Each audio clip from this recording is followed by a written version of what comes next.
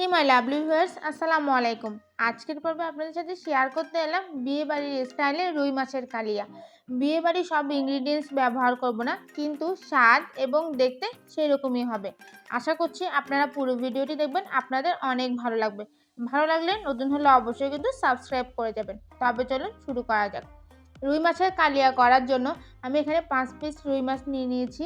তাতে হালকা একটু হলুদ গুঁড়ো, হালকা একটু মরিচ গুঁড়ো এবং হালকা একটু লবণ দিয়ে খুব ভালোভাবে মেখে 5 থেকে 10 মিনিটের জন্য আমি মেরিনেট করে রাখবো।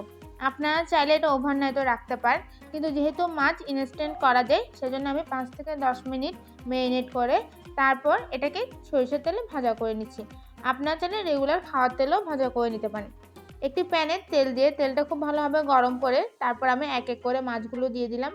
মাছগুলো এক পাশ হালকা একটু হয়ে আসলে তারপর আমি উল্টিয়ে দিচ্ছি। এইভাবে দোনো পাশ আমি উল্টিয়ে পাল্টে হালকা একটু লাল লাল করে ভেজে তুলে নিব। আমার মাছ ভাজা হয়ে গিয়েছে, এবার চলে যাচ্ছে রুই কালিয়া রান্নায়। এই জন্য প্রথমে একটি প্যানে একটু আগে যে তেল দিয়ে মাছটা ভাজা করেছিলাম সেই তেলটা নিয়ে নিলাম।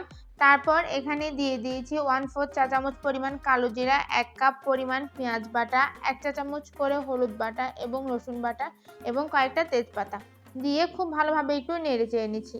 এরপরে এখানে দিয়ে দিচ্ছি 1/2 চা চামচ পরিমাণ হলুদ গুঁড়ো, 1 টেবিল চা চামচ পরিমাণ মরিচ গুঁড়ো, 1/2 চা চামচ পরিমাণ জিরা গুঁড়ো দিয়ে আবারও খুব ভালোভাবে নেড়ে চেড়ে যখন মশলার তেল উঠে আসবে তারপর এখানে দিয়ে দিচ্ছি একটা টমেটো কুচি করা। আমি টমেটো কুচি দিয়েছি, আপনারা চাইলে টমেটো পিউরিও ব্যবহার করতে পারেন।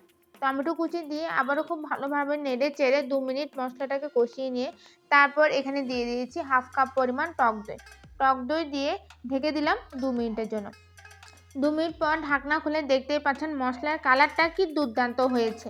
এবার আমি মশলাটাকে আরেকটু নেড়ে চেড়ে নিচ্ছি। অবশ্যই একটু নেড়ে চেড়ে নেবেন যাতে নিচে লেগে থাকলে তা সম্পূর্ণভাবে মশলার সাথে মিশে যায়।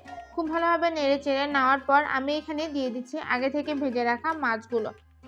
মাছগুলো সব এক এক করে মশলার উপর দিয়ে দেওয়ার পর আমি খুব ভালোভাবে মশলার সাথে মাছগুলোকে একটু নেড়ে চেড়ে নিচ্ছি।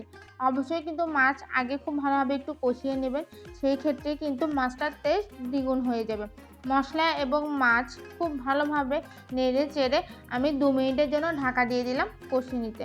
2 মিনিট পর ঢাকনা খুলে দেখতেই পাচ্ছেন উপরে কি সুন্দর তেলটা ভেসে উঠেছে এবং মাছগুলোও কিন্তু পুরোপুরি রান্না হয়ে গিয়েছে।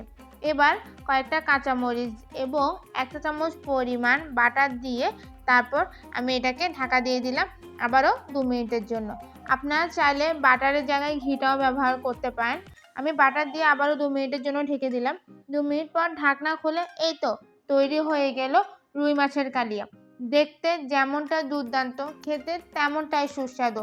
বিয়েবাড়ির রুই মাছের যে রান্নাটা হয় তাকেও হার মানাবে এই সহজে রান্না করা রুই মাছের কালিয়াটা।